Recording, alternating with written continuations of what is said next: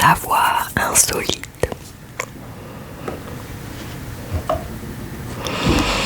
Alors, c'est parti, on va commencer tout de suite sans plus attendre. Installe-toi là où vous vous sentez le mieux, le plus en sécurité, le plus à l'aise. Et moi, je vais commencer la lecture.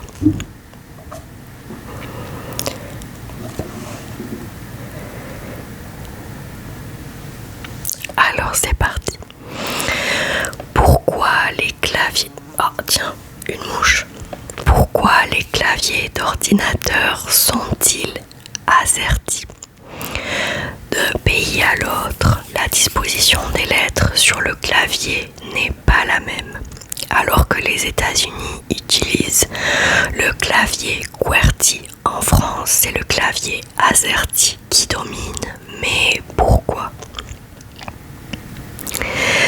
Malgré les avancées technologiques, les claviers d'ordinateur, de tablettes et de téléphones ont très peu évolué.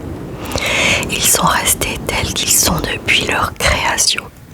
D'ailleurs, on doit l'invention du clavier à Christopher Latham Scholz, qui a même créé la toute première machine à écrire. À leur début, les tiges métalliques de la machine à écrire avaient tendance à se coincer entre elles. Il a donc fallu trouver une solution pour Christopher Scholz, et c'est ainsi qu'est né le clavier QWERTY.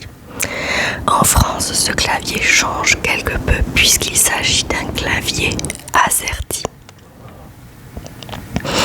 Lors de l'invention de la machine à écrire, Christopher Scholz avait opté pour un clavier avec des lettres par ordre alphabétique. Mais les touches se coinçaient entre elles puisque les lettres les plus fréquemment utilisées étaient trop proches. Après de nombreuses recherches et de nombreux essais, l'inventeur a inauguré son clavier QWERTY en 1880, adapté à la langue anglaise. Il a connu un succès tel dans le monde entier qu'il est encore utilisé aujourd'hui. En France, c'est le clavier AZERTY qui s'est inspiré du clavier QWERTY. Il n'existe pas de réelle explication à son origine exacte. On pourrait simplement croire qu'il s'agit d'une question d'ergonomie face à la langue française et qu'il est plus pratique d'utiliser un clavier AZERTY même s'il reste encore décrié. Le clavier AZERTY est principalement utilisé en France, mais aussi dans une partie de la Belgique francophone. Mais le clavier AZERTY n'est pas francophone puisque le Canada utilise le célèbre clavier QWERTY. En effet, l'invention du clavier QWERTY est américaine, donc il s'est imposé plus facilement au Canada. Une rumeur raconte par ailleurs que le clavier AZERTY faisait partie des premiers tests d'ergonomie et qu'il fut envoyé en France malgré le manque d'ergonomie. La France n'a cependant pas changé de clavier et il existe encore aujourd'hui. Son ergonomie reste critiquée, mais il est désormais possible de choisir son clavier sur tablette et sur téléphone. Quelle est la différence entre les claviers QWERTY, QWERTZ ou AZERTY? La principale différence entre ces trois types de claviers est la disposition des touches. Sur le clavier QWERTY, les lettres Q et W sont à la place des lettres A et Z du clavier AZERTY. La lettre M ainsi que différentes lettres avec accent et des caractères spéciaux ont également une place différente. Le clavier QWERTZ n'est pas le plus populaire. Il est aussi appelé clavier suisse et il est principalement utilisé dans les pays germanophones comme l'Allemagne et certains pays d'Europe de l'Est. Il ressemble davantage au clavier QWERTY à l'exception de la lettre W qui se trouve à la place de la lettre Z. Ces deux lettres sont tout simplement inversées.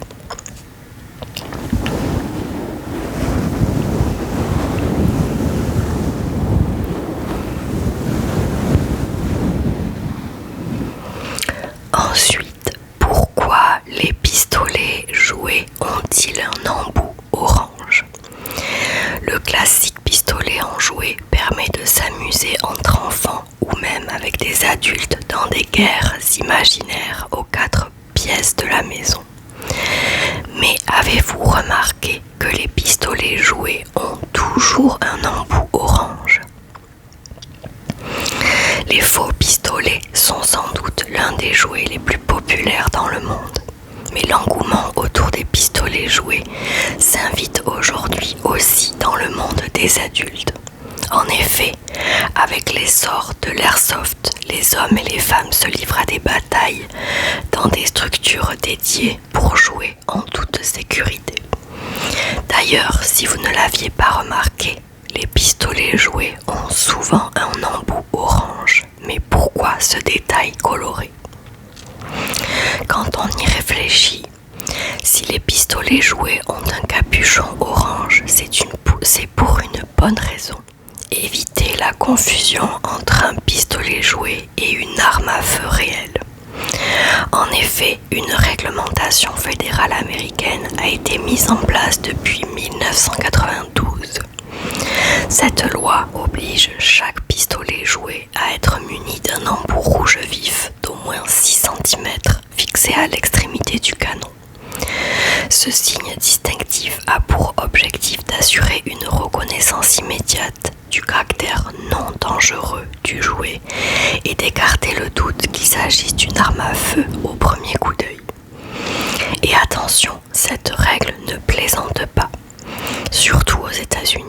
En effet, dans l'État de Californie, si quelqu'un retire l'embout orange de son faux pistolet, il risque aux yeux de la loi jusqu'à 6 mois de prison et une amende de $1000, même si l'arme n'est chargée que de billes en plastique.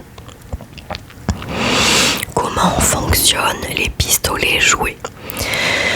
Vous vous êtes déjà demandé comment fonctionnaient les pistolets jouets, ces armes à feu fictives appréciées des grands et des petits? Pour faire simple, il existe 3 mécanismes permettant de propulser les billes en plastique d'un pistolet jouet. On retrouve des mécanismes à ressort à gaz, air comprimé ou encore des mécanismes électriques. Une fois chargé avec des billes en plastique, il suffit de presser la détente pour que le coup parte. Définition, c'est quoi l'airsoft? De nos jours, les pistolets jouets remplis de billes en plastique ne sont plus uniquement réservés aux enfants. Si vous ne connaissez pas encore ce terme, l'airsoft est un jeu. Ah, ils se sont trompés, airsoft. C'est quoi l'airsoft? Je pense inverser les lettres. L'airsoft est un jeu de simulation tactique.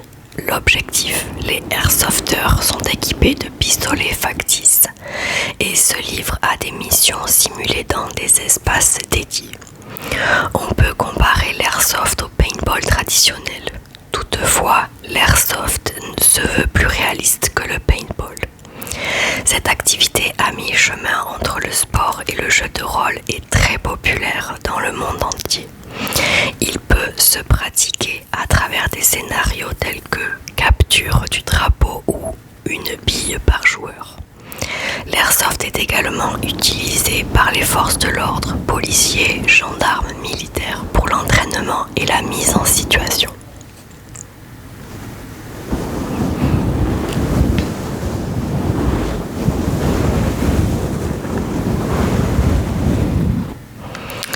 Article suivant, savoir suivant. Jour de la semaine, la signification cachée de la syllabe dit. Pourquoi dit-on lundi, mardi ou mercredi? Si vous avez déjà remarqué la syllabe dit qui revient sans cesse, ce n'est pas un hasard. Elle cache une histoire vieille comme Rome où les dieux et les astres dictaient répétez les jours. Découvrez ce que vous répétez chaque semaine sans le savoir. Dès l'enfance, on apprend les jours de la semaine sans vraiment savoir ce que leur nom signifie. Pourquoi tous se terminent-ils par dit, sauf dimanche, qui commence par cette syllabe?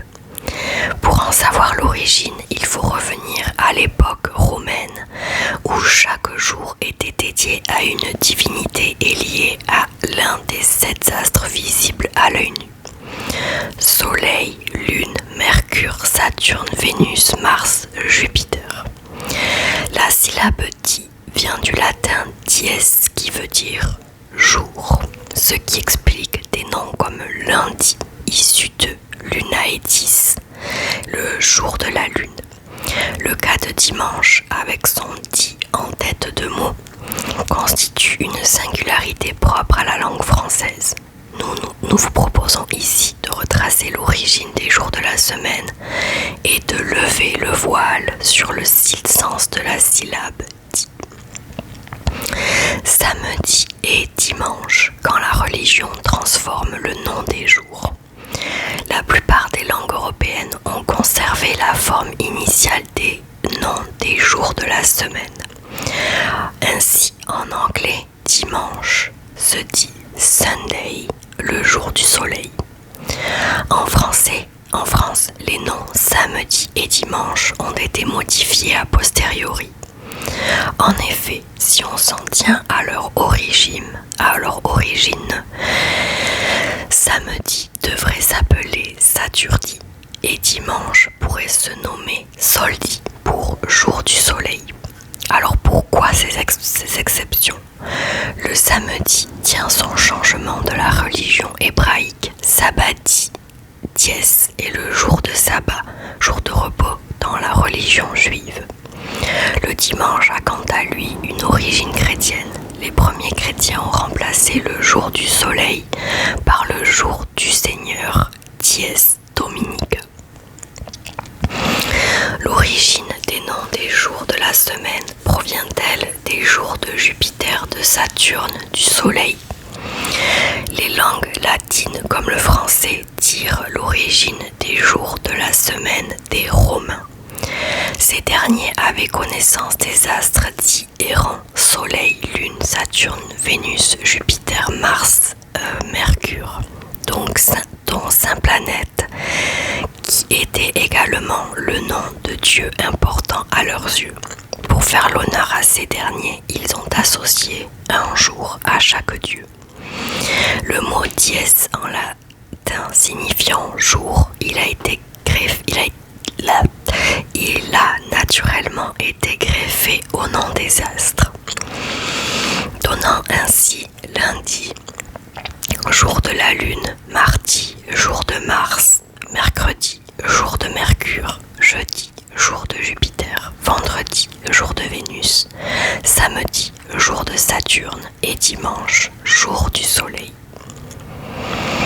Voici celui qui a inventé l'ordre des jours de la semaine. Certains historiens attribuent la création de la semaine de 7 jours aux Hébreux, la création du monde en 6 jours et le repos pour le 7e jour. Selon les langues et les religions, le premier jour de la semaine n'est pas le même.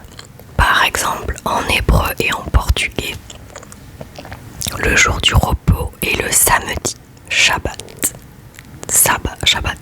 sabbado, alors que pour les autres langues européennes, le dimanche est le jour du repos et la semaine débute le lundi. À l'origine, l'ordre des jours de la semaine aurait un lien avec l'astrologie.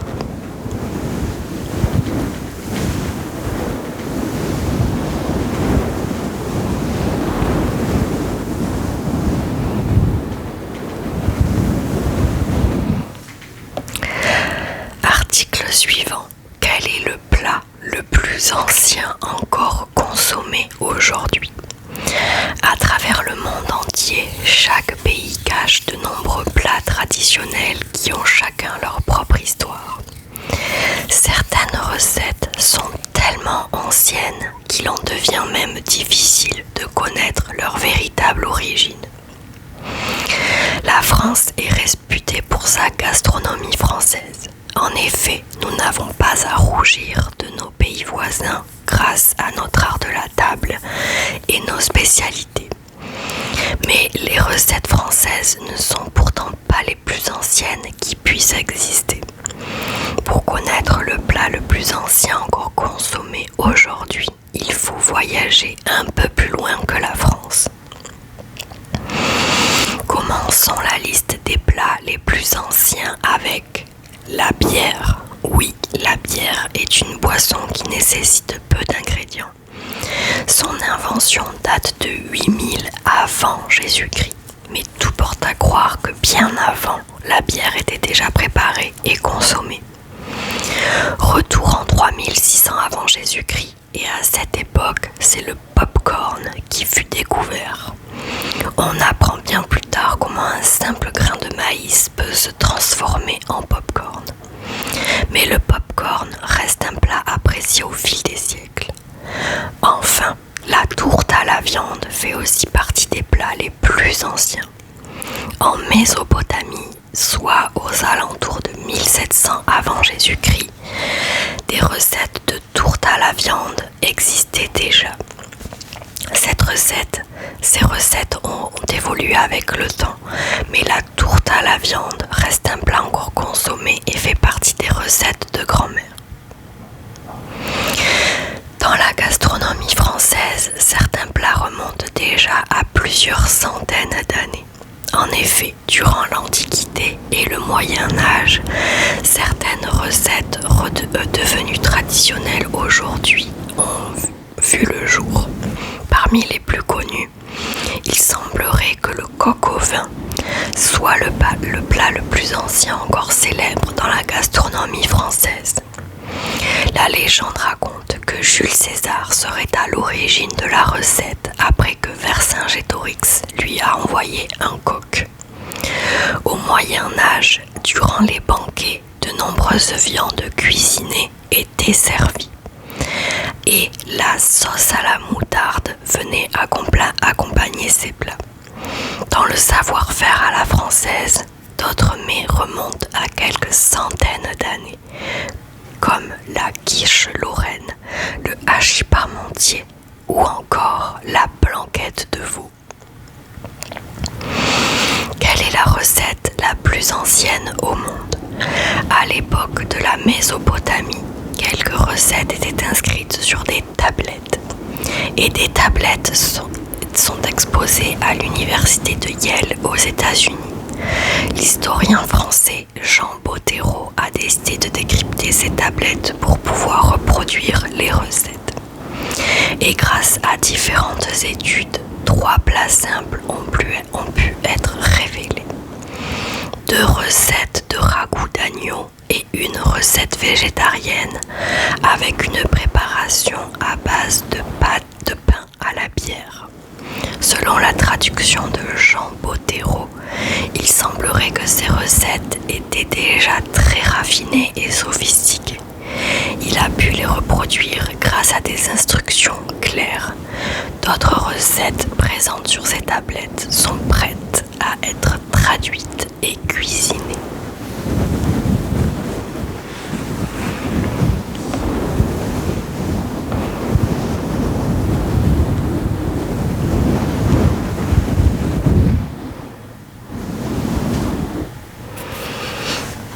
Voilà les amis, c'est tout pour moi pour cette vidéo avec quelques savoirs insolites que j'apprécie beaucoup. Hop, je me mets à jour et ça c'est bon. Voilà, j'espère que cette vidéo vous aura enrichi, détendu, relaxé ou peut-être endormi, qui sait. En attendant de vous retrouver dans une prochaine vidéo, je vous fais de très gros bisous.